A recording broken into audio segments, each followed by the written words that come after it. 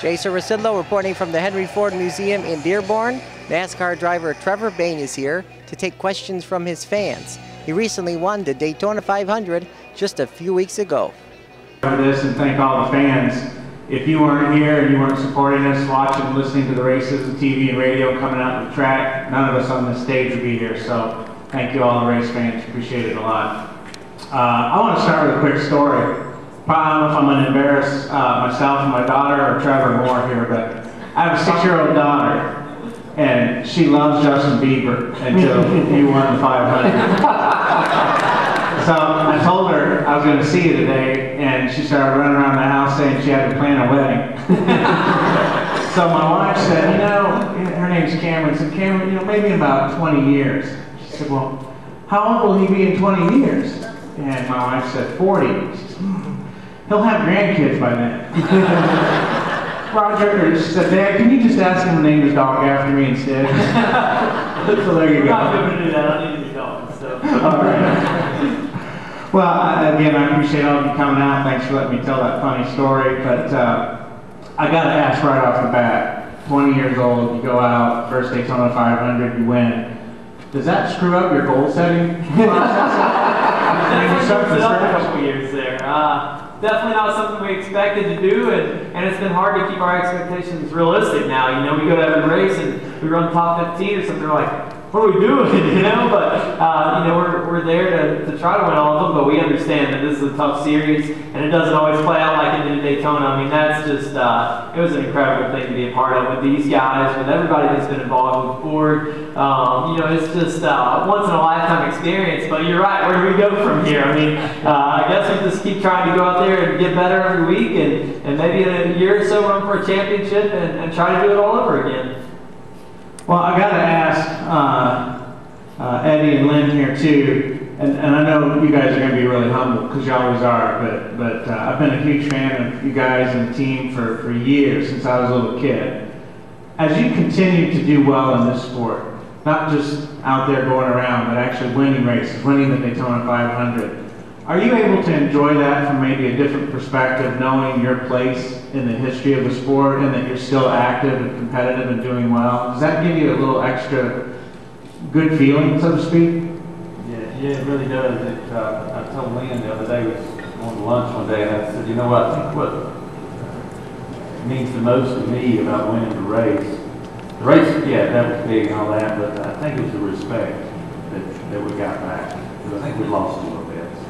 And it seemed like it's kind of all back now. It brought our dad and our uncles and all them back. You know,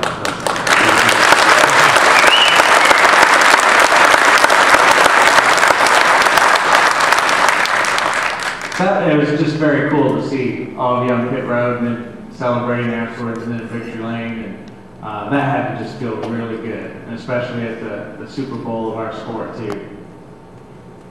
Jamie, it was a few months ago that we were here, actually with Matt Kenseth, very same place, and we were talking about how close Ford was to breaking through, and you told me, we're there, we're getting ready to push through. Now you did at the end of last year, and then now 600th victory at the Daytona 500 for Ford. Can you talk a little bit about that? Because that's pretty, you were like a soothsayer back then. No, seriously, if you look at Ford Motor Company, we went through some difficult times, and it took the leadership of Alan Mulally to come in and introduce the spirit of one Ford. Everybody pulling together to go through some very difficult times, and we as a company have come through. Well, one Ford really applies in motorsports as well. We have Jack Roush and the Roush Under 18, we have the Wood Brothers, and we have Richard Petty Motorsports. And believe me when I tell you that it is one Ford, it is one team working together to make sure that a Ford has a chance to win. So we work hard inside, our engineering activity supports us, we work very closely with our teams. We just basically have been prepared for getting our program to the next level. And these are the fruits of the hard labor of Ford, the teams, and all the fans who root for Ford every weekend. So it was a magical moment. It couldn't have happened in a better scenario than to have happened with the Wood Brothers, having been a part of Ford for 60 years, and what Trevor brought to it. But believe me when I tell you that it took an entire collaboration of all the 4 teams to make this moment happen. So special thanks to Jack and the people at RPM to celebrate it with brothers. That's awesome.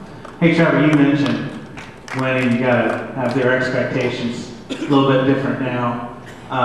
What is that like? I mean, because now you're going to completely different tracks, and you just came off winning the Daytona 500. Plus, you're doing a lot of appearances like this, going all over the country. What's the mental challenge like?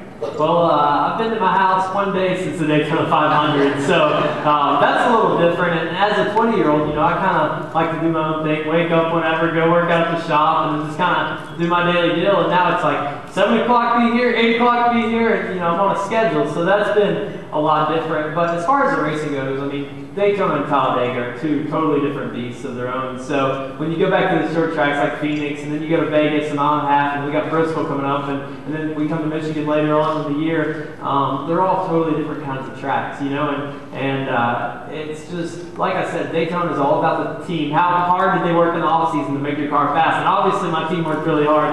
They gave me a really good race car, and I got to be the lucky guy behind the wheel, but, you know, now we get to work on our communication. You know, that's, you know, you'll see that little bit of learning curve there, because Donnie Mingo and I, we've worked together 4 races now, so you'll see our communication get better and better every week. You know, hopefully we'll run stronger, and you know, like I said, it's just a learning curve. You see that with every new driver that comes in, and eventually they get to that breakthrough communication, and they just, you know, they can do it every weekend. Is it hard to go back and forth between the Cup car and the Nationwide car now, or is just more seat time better, period? I think seat time's better. For me, you know, like a lot of the drivers, they just have a switch. They're like, all right, I got the Cup car program and the Nationwide program, and they know exactly what it's going to take for both. For me, I just drive them, and I'm like, all right, I hope this works. But, you know, so I'm trying to figure out what the differences are. You know, how much further you can drive in a Nationwide car, how much easier you have to be on the throttle. So for me, it's a little bit of a transition going back and forth, but I think that'll just get better with time, too. Hey Jamie, another question for you on Ford. I know you never stop on the engineering side, and you worked really hard to break through, get those wins last year. Looks like this year is going to be a great year. But you got to keep planning for 12, 13. 13 is going to be a big year with some new cars. How busy do you guys, how far out are you working on your research and development? Well, we never stop. Right now we're looking at coming back to Michigan and undoing the 2nd place finish and doing, you know, going for a win in Michigan. Really, when we look at our preparation for the Cup program, you are racing at the highest level of competition. You're racing against some outstanding teams and great manufacturers. So we leave no stone unturned. So it's a constant pursuit of perfection, constant pursuit of engineering. But you really, also through working with other support systems that we have at Ford, and Roush Yates engines, that's the heart of these cars.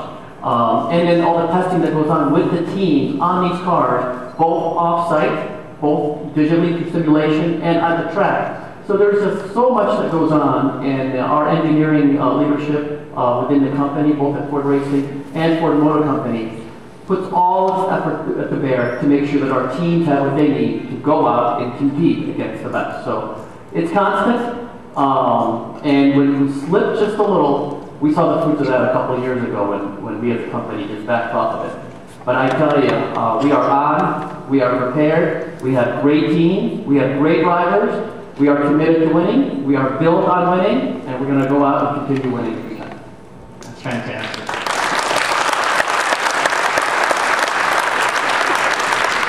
Hey Eddie, Lynn, I don't know, you probably know this. I don't know if you keep stats in your head, but you're tied for most wins in MIS with Jack Roush.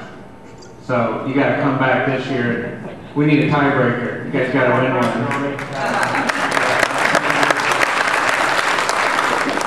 You know, Jack's done a lot out there. He did the flyover 1 year for us, and he's done all kinds of crazy. He's done everything except sing the anthem. Do you guys want to try your hand at that?